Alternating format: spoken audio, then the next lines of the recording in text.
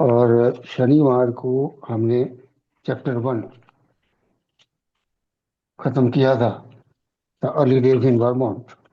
और इसमें हमने जो लास्ट हमने पढ़ा था कि कैसे बिल की गर्लफ्रेंड बर्था की डेथ हुई और वो लंबी डिप्रेशन में चला गया, जो उसके अनुसार 3 साल तक चली।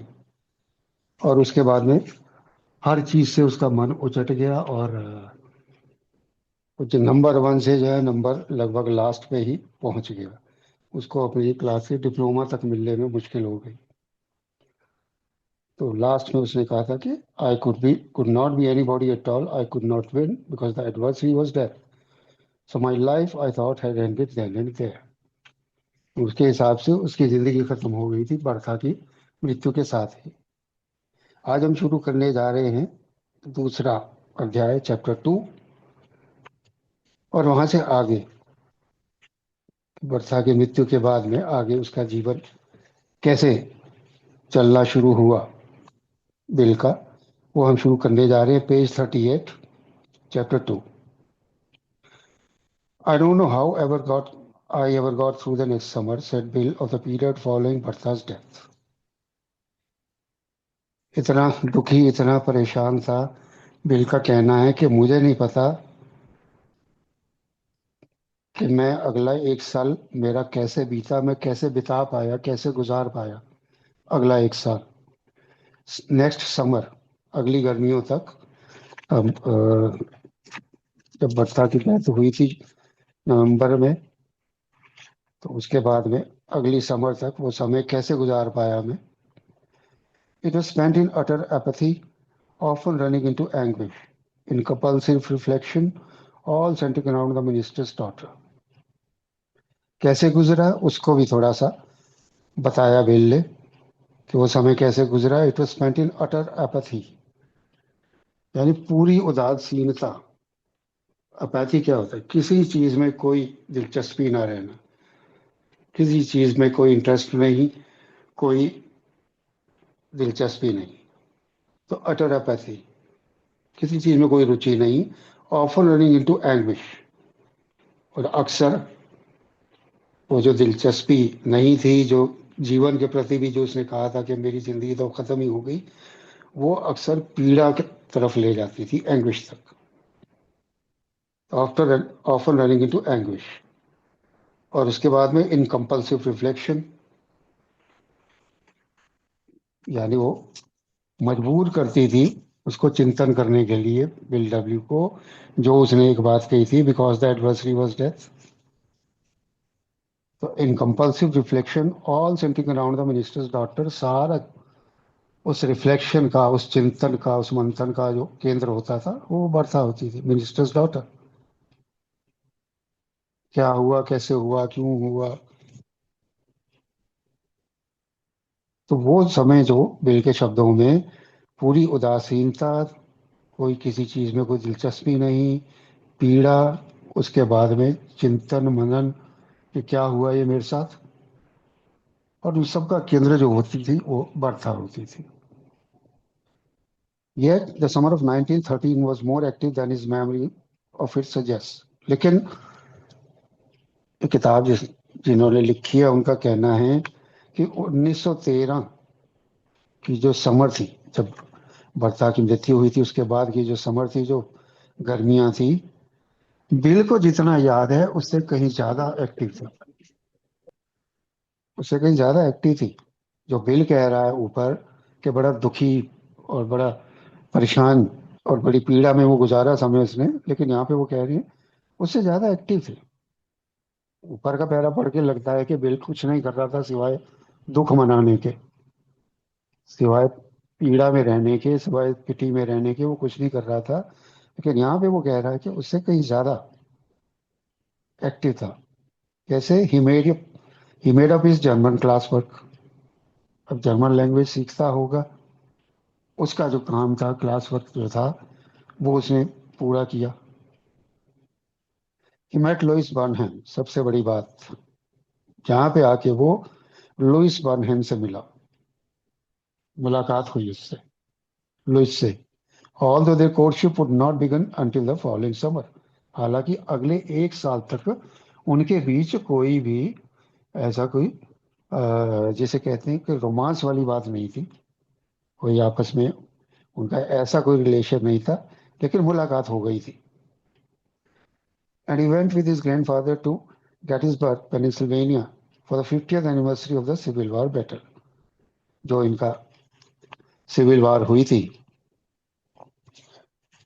उसके 50वीं वर्षगांठ में वो अपने दादा के साथ गेटिसबर्ग पेनिसिल्वेनिया में गया। वहां पे वो सेलिब्रेट कर रहे थे 50वीं वर्षगांठ सिविल वॉर की, तो वहां गया। तो ये एक्टिविटी बता रहा है उसकी, कि जैसे ऊपर के बारे में वो लग रहा है कि वो बस दुख में ही डूबा रहा उस दौर में, वहाँ उसके अलावा ये भी उसकी जिंदगी में चल रहा था। उसने जर्मन क्लास अपनी पूरी की, लोइस से मुलाकात हुई, वो कैसे हुई आगे हम पढ़ेंगे। और अपने दादा के साथ वो सिविल वॉर की 50वीं वर्षगांठ का जश्न देखने गया, गेटिसवेनिया पेनिस सॉरी गेट्सबर्ग पेनिसिल्वेनिया में। The Gettysburg Reunion was a spectacular undertaking, directed with meticulous care and efficiency by the state of Pennsylvania with the cooperation of the War Department. अब वहां पे क्या था, जो सिविल वार की वर्षगांठ मना रहे थे, वहां पे कह रहा है कि बहुत ही अच्छे तरीके से व्यवस्था की गई थी। शानदार, स्पेक्टेकुलर, शानदार तरीके से और बहुत ही मेटिकुलस, अच्छे तरीके से, एफिशिएंसी के साथ उसकी व्यवस्था की गई थी। Bill, in fact, probably stayed in the Great Camp, a tented city that the War Department erected on farmlands leased near the battlefield to house the thousands of aged Union and Confederation veterans who poured in for the event. तो bill और उसके दादा जो है fat, वो एक tainted city, जहाँ वो तंबुओं के वो बने होते हैं, टेंट के बने होते हैं, कमरे कह लो या कुछ भी कह लो, रहने की जगह जो होती है वो तंबुओं में बनी होती है। तो वहां पे खेतों में, फार्मलैंड्स में वो बनाई गई थी। उनमें वो रहे जाके, जहाँ पे बैटल फील्ड के नजदीक, यानी जहाँ वो लड़ाई हुई थी, सिविल वार हुआ था, उसके नजदीक ही वो टेंट वाली जगहें बनाई गई थी, टेंट में रहने की जगह बनाई गई थी खेतों में। और वहां पे हजारों aged union and confederation veterans, जो उस जिन्होंने उस लड़ाई में भाग लिया था, जिन्हें वेटरन कहा जाता है, यानी जिन्हें वयोवृद्ध कहा जाता है, जो बहुत अनुभवी कहा जाता है, तो हजारों ऐसे लोग वहां पे ठहरे हुए थे। Bill toured the battlefield with Fact, who showed him where Vermonters had outflanked Pickett's charge and helped determine the outcome of the battle. और फैक्ट जो है दादा उसका, वो उसको उस जगह पे लेके गया जहां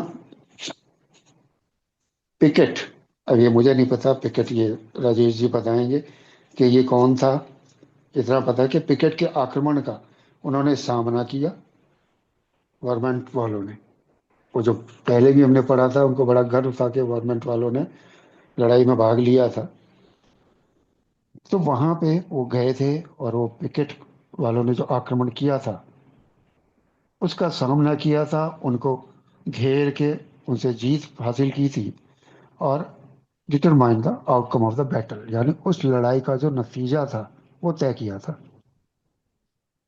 उनका सामना करके, उनके आक्रमण का, उनके हमले का सामना करके, और उस लड़ाई का जो नतीजा है उसका फैसला, उसका उसको वर्मंट वालों ने तय किया था। वो जगह दिखाने के लिए उसको लेके गई कि यहाँ पे लड़ाई हुई थी, यहाँ पे हमला हुआ था, यहाँ हमने हमले का सामना किया और जीत हासिल की थी।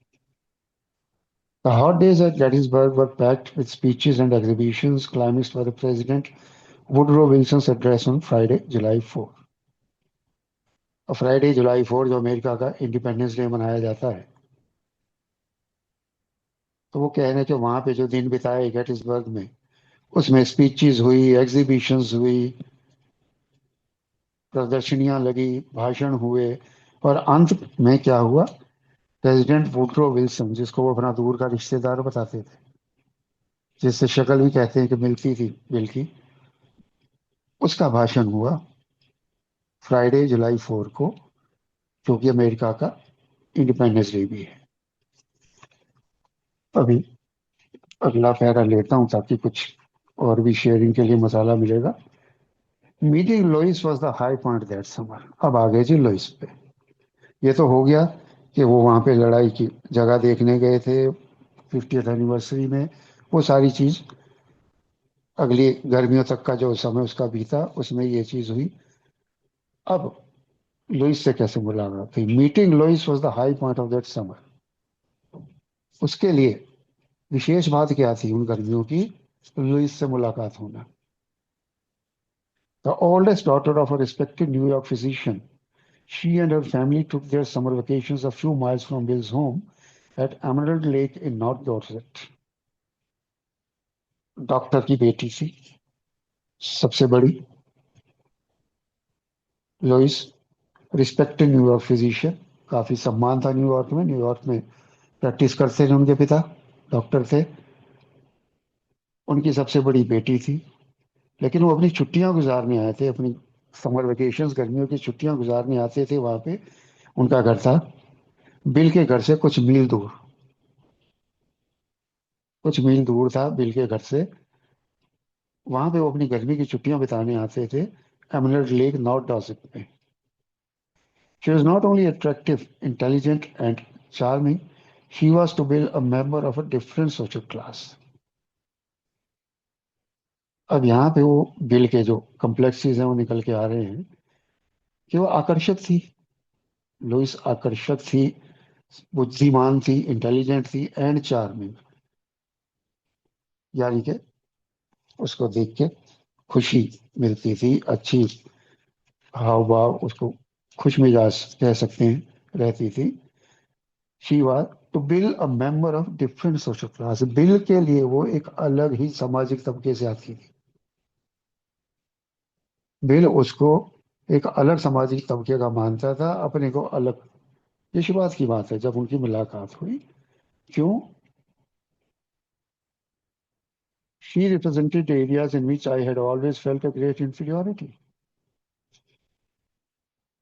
वो उस तबके से आती थी, बिल के हिसाब से ऐसे ऊंचे तबके से आती थी कि जिसको देख के बिल को हीन भावना आती थी। रिस्पेक्टेड फिजिशियन फैमिली उसने कहा है, वो भी न्यूयॉर्क से। और ये वर्मोंट डॉर्सेट छोटी सी जगह पे रहते थे, वो न्यूयॉर्क जैसे शहर से आई थी। आगे वो कह भी रहा है, her people were of fine family in Brooklyn. बहुत अच्छे परिवार से थे ब्रुकलिन में उसके परिवार के लोग। They were what we Vermonters called city folks. अब यहाँ वो बात आ गई ना कि वर्मंट वाले उनको शहरी लोग कहते थे, खुद को तो गांव वाला मानते थे। वो हमने पढ़ा ही है कि छोटा सा गांव था तो इनका डॉर्सेट था। लेकिन गवर्नमेंट वाले भी अपने आप को गांव वाला मानते थे, उनको कहते थे ये शहरी लोग हैं, शहर से आए हुए लोग हैं। She had social graces of which I know nothing. उसका जो समाज में उठना बैठना था, जो समाज में व्यवहार था, जो उसके सामाजिक क्रियाकलाप थे, बिल का कहना है कि वो ऐसे थे जिनके बारे में मुझे कुछ नहीं पता था। सोशल ग्रेसिस, ग्रेस का यह मतलब आचरण, जिस तरीके से वो व्यवहार था उसका समाज में, सामाजिक जो उसके तौर तरीके थे, अगर उसके बारे में मुझे तो कुछ पता ही नहीं था, मैं जानता ही नहीं था। हाई क्लास, एक तरह से कह लो कि उसको हाई क्लास का मानता था, इसलिए खुद को हीन मानता था। People still at with their noise around me, the back door step was still a laboratory. ये सेंटेंस थोड़ा सा कंफ्यूजिंग है, जो मुझे समझ में आ रहा है मैं बताता हूँ। People still at with their noise around me. तो मेरे आसपास के जो लोग थे वो अभी भी छुरियों से खाते थे, जो मुझे समझ में आता है कि शायद अभी स्पून वगैरह, चम्मच वगैरह इस्तेमाल नहीं करते होंगे। क्या है? The back door was still a laboratory. जो बैक डोर स्टेप था, यानी वो पिछवाड़ा, पिछले के दरवाजे की जो सीढ़ियां थी, कह रहा है उसको शौचालय के रूप में इस्तेमाल किया जा रहा था अभी भी। यानी ये गांव और शहर का डिफरेंस बता रहा है और अपने और लुइस के स्टैंडर्ड का डिफरेंस बता रहा है। मेन मुद्दा ये है कि सेंटेंस का कुछ भी मतलब निकलता हो, भाव यही है कि वो बता रहे हैं कि हम तो गांव वालों की तरह रहते थे, पर उनकी लेवल ही अलग था। तो यहाँ उसने बता दिया कि उसको थोड़ी हीन भावना आती थी उसके सामने। So her encouragement of me and her interest in me did a tremendous amount to buck me up. तो जब लुइस ने उसको प्रोत्साहित करना शुरू किया और उसमें दिलचस्पी लेनी शुरू की, जब बिल को प्रोत्साहित करना शुरू किया और उसमें दिलचस्पी लेनी शुरू की, तो कह रहे did a tremendous amount to buck me up. मेरा उत्साह बढ़ाने के लिए बहुत बड़ा काम किया, बहुत बड़ा योगदान दिया, उसमें बहुत बड़ा काम किया। लुइस ने मेरे में दिलचस्पी लेनी शुरू की, मेरे को प्रोत्साहित करना शुरू किया, एनकरेज करना शुरू किया। तो tremendous amount to buck me up, मुझे उत्साहित करने के लिए बहुत काम किया उसने, उस चीज ने। ये छोटा सा पैरा लेता हूँ। As Lois remembered the first meeting her brother Rogers had been talking enthusiastically about his friend Bill. वो लुइस अपनी पहली मुलाकात याद कर रही है, बिल के साथ में अपनी पहली मुलाकात याद कर रही है कि लुइस का भाई रोजर्स वो अपने दोस्त बिल के बारे में बड़े उत्साह से बात करता था। तो वो उसको याद है। She found Bill to be tall and lanky पर हार्डली मच मोर। अब उसने बिल को देखा तो उसे क्या लगा, लंबा सा है, दुबला सा है, कोई ज्यादा। टॉल एंड लैंकी, लंबा है, दुबला है, बट हार्डली मच मोर, लेकिन उससे कुछ ज्यादा नहीं खास। देखने में उसे कुछ खास लगा नहीं बिल, तो ठीक है, लंबा है, दुबला सा है। After all he was a mayor boy of 18 and she was a young lady. हम पहले भी पढ़ चुके हैं कि 4 साल बड़ी थी। तो वो उसके हिसाब से ये तो एक सिर्फ 18 साल का लड़का ही है, और ये कि जो है वो युवा लड़की बन चुकी है 22 साल की। तो उसके हिसाब से यार क्या है, ये 18 साल का लड़का है, पतला दुबला लंबा सा। And she was a young lady 4 years older than he, तो उससे 4 साल बड़ी थी। तो उसने पहली बार देखा तो कोई खास उसे आकर्षक नहीं लगा बिल डब्ल्यू, लंबा सा, पतला सा, दुबला सा। तो यही चीज उसको शुरुआत में लगी। तो यहाँ पे आज हमने जो पढ़ा है पहला तो, कि बिल का वो दौर कैसे बीता और उस दौर से कैसे निकला बिल वर्था की मृत्यु के बाद में, और लुइस से कैसे मुलाकात हुई, लुइस को देख के लुइस के बारे में बिल के क्या विचार थे, और पहली मुलाकात में बिल के बारे में लुइस के क्या विचार थे। ये चीजें आज हमने पढ़ी हैं। आज यही रुकते हैं जी। Back to you Devashish, thank you. धन्यवाद जी। राजेश जी, आपको मैं आगे बुलाना चाहूंगा। आइए राजेश जी, हम आगे लेके चलें। देवाशीष जी, आपको आज मेरे को 5-7 मिनट देने पड़ेंगे, जरा थोड़ा समय सही हालत में नहीं हूँ। सिर्फ 5-7 मिनट एक आधी शेयरिंग करवा लीजिए प्लीज। जी, मैं फिर अतुल जी को बुलाना चाहूंगा। अतुल जी, अगर आप कुछ हमें इस बारे में बताना चाहें। अतुल जी आ गए हैं हमारे बीच में। मैं रिकॉर्डिंग ऑन रखता हूँ। अतुल जी, आप कुछ ऐड करना चाहेंगे इसमें? Yes, thank you Deveshish and good morning everybody. नमस्कार दोस्तों, मेरा नाम अतुल नायक शराबी। आज देर से आने के लिए माफी मांगता हूँ। वो मेरा जो डिवाइस है फोन वो थोड़ा सा धोखा दे रहा है। नया खरीदने का शायद वक्त आ गया। और thank you Vimal for taking over today as appropriately and as efficiently as ever. और आज हम चैप्टर 2 की हमने शुरुआत करी है, और Vimal has read about 1.5 pages of chapter 2। और चैप्टर 2 के जब मैं कंटेंट्स पढ़ रहा था कल, तो मैंने देखा कि इस चैप्टर में हम मुख्य रूप से 3 चीजों पे अपना ध्यान केंद्रित करेंगे। एक, कि बिल डब्ल्यू कैसे बाहर निकला बर्था की निधन से और उसकी जिंदगी में लुइस आई। दूसरा, कि कैसे वो फौज में भर्ती हुआ और एक सिपाही बना पहले विश्व युद्ध में, उसके बारे में विवरण दिया गया। और सबसे अहम, आखिर है हम लोग शराबी, सबसे अहम, शराब का आगमन शराब का वो पहला जाम जो है वो कब और कैसे बिल के जीवन में उसने अपनी जगह बनाई, इसके बारे में भी हम इस चैप्टर में पढ़ेंगे। तो ये तीन मुख्य रूप से ये तीन विषयों के बारे में बिल डब्ल्यू के। बचपना जो है वो खत्म हो गया, अब युवावस्था आ गई है। Now we are talking about a period where Bill is 17-18 years plus till he goes to the war in 1914 से 18 की में विश्व युद्ध हुआ था पहला, और 17 के आसपास यूएसए यानी कि अमेरिका इस युद्ध में भाग लेना शुरू किया था। तो उसके बारे में यहाँ पे विवरण होगा। तो ये जो चैप्टर है और ये जो पंक्तियां हमने आज पढ़ी हैं मुख्य रूप से ये लुइस रिमेम्बर्स में से ली गई हैं। दोस्तों मैं यहाँ पे एक बात बताना चाहूंगा सबको कि जिनके पास ये किताब है पास इट ऑन, अगर पीछे जाए इसके पेज नंबर 410 पे तो सोर्सेज लिखे हुए हैं। तो हर एक पेज जो हम पढ़ते हैं, जैसे कि मैंने पहले ही कहा था शुरू करने से पहले कि this book is a Chronicle, यानी कि टाइमलाइन के हिसाब से बिल की जीवनी इसमें दी हुई है। इसका कोई विशेष एकमात्र लेखक नहीं है। तो यहाँ सोर्सेज में आप देखेंगे कि हर एक पेज के आगे लिखा हुआ है कि उन पंक्तियों का स्रोत कहां से लिया गया है। और आज अगर हम देखें पेज नंबर 411 पे page 39, the source is Lois remembers, LR का मतलब हुआ वो ग्लॉसरी दी हुई है। LR is Lois remembers, book by Lois W, published by Al-Anon family groups headquarters. तो यहाँ की पंक्तियां वहां ज्यादातर लुइस रिमेम्बर्स से ली गई हैं जो हमने आज पढ़ी। तो ये चैप्टर काफी दिलचस्प होने वाला है क्योंकि ये वो मोड़ है जहां बिल डब्ल्यू जो है अपने करियर को लॉन्च कर रहा है।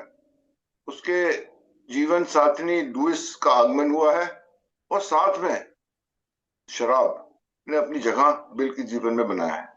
किस प्रकार से पहला शराब का वो जो उसका अनुभव होता है और कैसे वो स्थायी रूप से आगे जाके बिल डब्ल्यू के जीवन में शराब अपनी जगह बनाती है, इसके बारे में हमको आगे जाके पढ़ने को मिलेगा। पूरा का पूरा जो आज पढ़ा है चैप्टर्स, वो पैराग्राफ्स वो विमल ने पढ़ दिए हैं, तो मैं उनको रिपीट करना नहीं चाहूंगा। I think that's about it. I hope Rajesh is ready bye now, so I'll hand it over back to you in the meantime, Devashish. Thank you very much, and once again sorry for my late entry today in the meeting. Hopefully tomorrow we'll be on time. Thank you so much. धन्यवाद अतुल जी। राजेश जी, अब आप परिवेश में हो तो आप आए। जी जी जी जी, धन्यवाद, थैंक यू। मेरा नाम राजेश है, मैं शराबी हूँ। Thank you Devashish ji service के लिए, और थैंक यू विमल जी, और थैंक यू अतुल जी। वही दोनों ही भाई इतनी मेहनत से और इतनी बढ़िया तरीके से इन चीजों को पिक करते हैं, थैंक यू उस चीज के लिए। अब चैप्टर 2 पे आगे जी, द बारियर। और इसमें मेन चीज ये है कि वो किस प्रकार से वो पीड़ा में है, गंभीर पीड़ा, जो बर्था के जाने के बाद उसको झटका सा लगा, और उधर से ड्रॉप आउट भी हुआ है, साल भी वो माँ के साथ बॉस्टन चला गया, और बॉस्टन में आने के बाद वो नाना के साथ बिताए पलों को बता रहा है कि किस प्रकार से जो है वो नाना के साथ वो वाले टाइम इन्होंने बताए। और कुछ बार के सालों का कह रहा है, जैसे कि एनिवर्सरी होती है तो एनिवर्सरी को लोग सेलिब्रेट करते हैं, और खासकर भूतपूर्व सैनिक या जिन्होंने युद्ध लड़ा है या उनकी फैमिलियां बिलोंग होती है, तो इसलिए उन्होंने बोला कि टेंट से बना दिए, एक भूमि एक्वायर्ड करी, टेंट से बना दिए, और वहां पर जो है वो बुलाया गया, वो भूतपूर्व सैनिक उनके परिवारों के लोग थे, और फिर उन्होंने बताया कि कैसे कैसे वो जो सारा हुआ।